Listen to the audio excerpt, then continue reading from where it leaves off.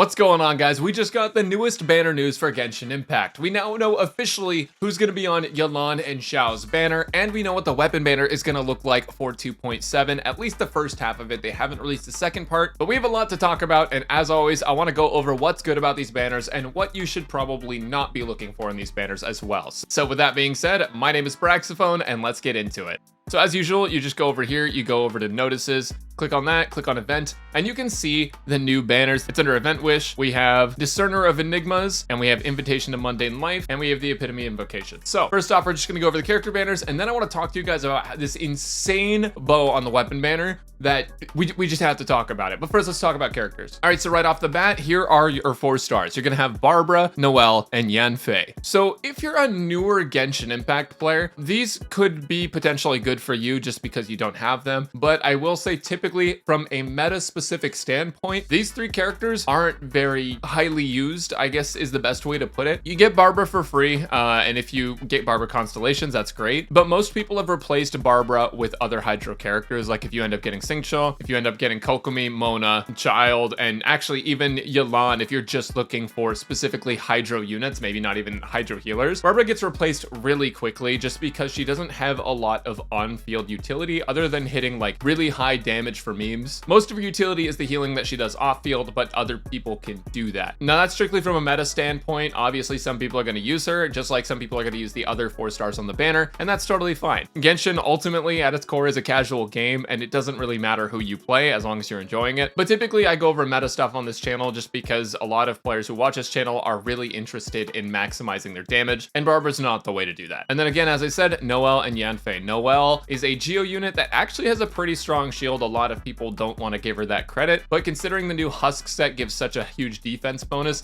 Noelle's shield can actually be pretty beefy, and specifically this passive that she has where once a minute you can get up to a 400% defense shield just for your character's health dropping below a certain threshold makes her actually a decent unit in my opinion. Now a lot of people will disagree with that. I just know that in my experience playing Noelle, she actually has been pretty helpful for my teams. I used to use her on my Hu Tao team as like a free-to-play option so I could use Zhongli on my other team, and she was always pretty good for that. So I personally am a big fan of Noelle. And if you get C6, she actually can be a pretty solid damage dealer, especially again with the Husk set. Her C6 is going to give her a bunch of attack bonus, and the Husk set is going to add the defense to her and add that geo damage to her, and it's just going to make her an absolute unit. She's great with that. That being said, again, she's not meta. Yanfei, same deal. There's so many other pyro units in the game that do that job so well of dealing pyro damage that Yanfei just kind of doesn't really fit into the top. Now I will say she is like a crowd favorite. A lot of people love Yanfei, and I love Yanfei a lot, but I don't play her, and a lot of other like top meta players aren't playing her because her damage just is not Hu Tao damage. It's not Xiangling damage, and Xiangling's completely free to play. In fact, it's not Yoimiya damage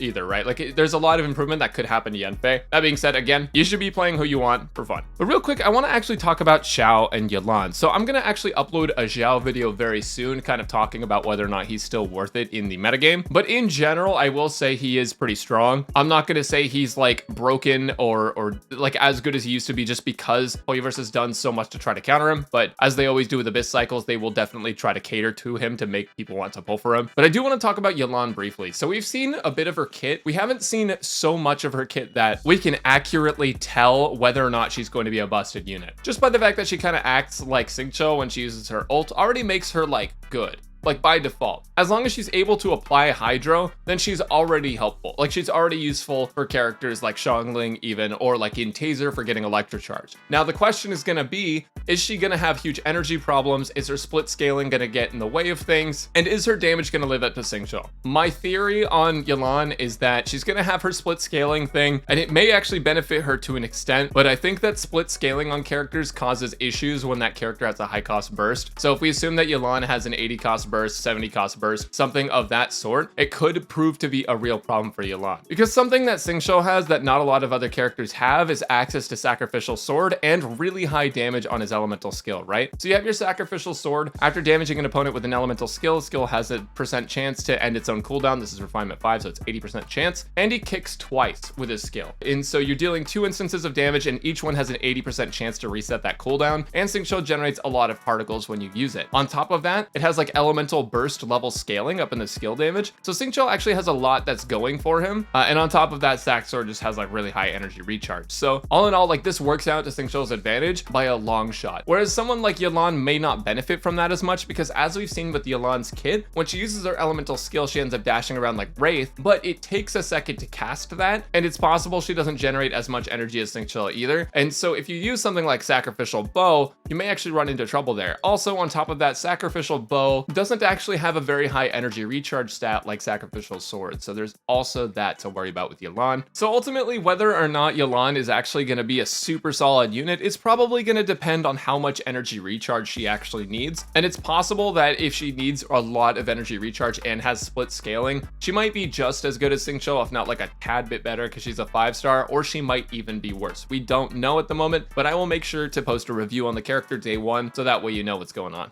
But all in all, from a meta standpoint, these banners are not super great, but from a standpoint of a casual player, these could look really good to you. But I want to talk about the weapons. The weapons on this look absolutely insane, and I'm going to tell you guys exactly why. So first off, we have Aqua Simulacra, and then we also have Primordial Jadewing Spear. Now, Jade Spear is just kind of a universally good weapon. It's crit rate main stat, it gives a whole bunch of attack with its passive. It's just a good stat stick overall, and honestly, the weapon is just super solid. Now, the problem is that this weapon is actually in the standard banner, even though it is best in slot for an event character. This one has been in the standard banner for a long time. I'm not really sure why, but you may already have this just from your standard pulls, and if you do, then this banner already looks less good to you. But overall, it's not a bad weapon. But okay, here's the scoop on Aqua Simulacra. Give me one moment. All right, I've pulled up the Twitter. We're scrolling down. Check this out. Okay, so here's Aqua Simulacra. This has 88.2% crit damage. That is insane. That's almost 100 crit value just in the passive ability. 88 crit damage is a massive amount. It's what Ito's weapon has. It's got the same crit value as Jade Cutter.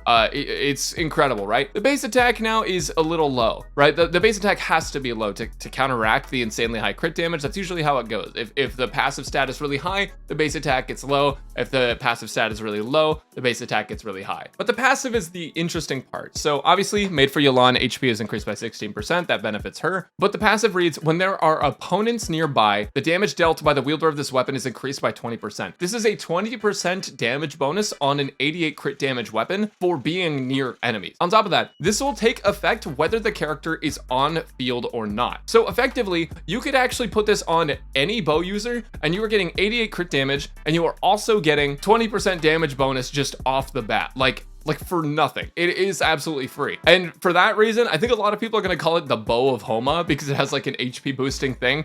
But it's also just got like crit damage, and it's got a like straight up damage boost that's actually very, very good. Especially if you consider someone like Fischl, who can snapshot an attack buff to kind of compensate for this low base attack, but then still get the 20% damage bonus. This weapon is just going to be very, very good in general. And I think that while it may not be actually best in slot for like every single bow user, it will still be a very good bow to have. If you don't have Polar Star, if you don't have Skyward Harp, this bow will just be solid. It's just going to be good. I can't guarantee you it's going to be best in slot, but overall, very solid and very flexible weapon, because it's all damage dealt by 20%. It's not normal damage. It's not charge attack damage. It's not elemental damage. It is just all damage dealt. So it's going to be good. I'd call it the Bow of HOMA, just like kind of as a joke, but also like how much of a joke is it? Because it's actually really good universally. But in general, the bow looks really good. Jadewing Spear is good if you don't have it. And then the weapons on this are actually pretty solid too. You have Sacrificial Sword, which is good for Xiao and just for any character that needs an energy recharged sword. Lithic Spear is actually very good on a lot of different characters because it gives you crit rate and attack percent. Now, it's most beneficial in parties of Lua characters, and for that reason, it's a little bit less flexible than people would like it to be, but overall still a very solid weapon. And then on top of that, you have Sacrificial Bow. Now, I would have preferred Favonius Bow, because Favonius does have a lot more utility on characters that don't want to be on field often if you're still trying to get that proc. But all things considered, Sacrificial still is not too bad. You can use it on Diona, and you can probably use it on Yelan. I don't know how effective it's going to be, but it's usable. Sac Bow, it's good to have one, at least. The two things that you don't really want are going to be the Favonius Greatsword and the Eye of Perception here. So in general, I would actually say this is a pretty solid weapon banner.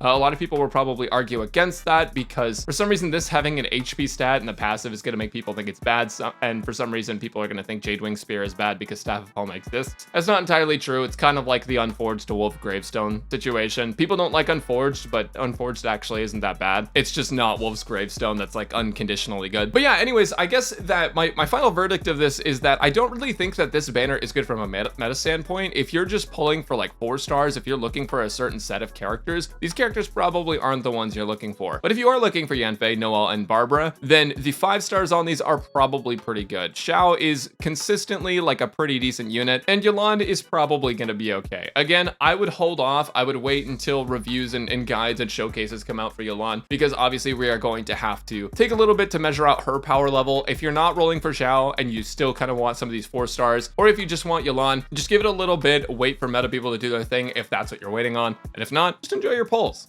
Good luck, and I hope you get everything you want. But yeah, weapon banner pretty good. Character banner, I don't really think it's that great, but it's not the worst we've seen. So anyways, guys, if you've enjoyed this quick banner overview, make sure to hit that like button down below and subscribe to the channel. Come check me out on Twitch at twitch.tv/Braxophone. I'm going to be playing Honkai Star Rail right after this goes live, so we'll be having lots of different gameplay options over there. I appreciate you guys watching, and let me know what you're excited for down in the comments. I'll catch you later. Peace.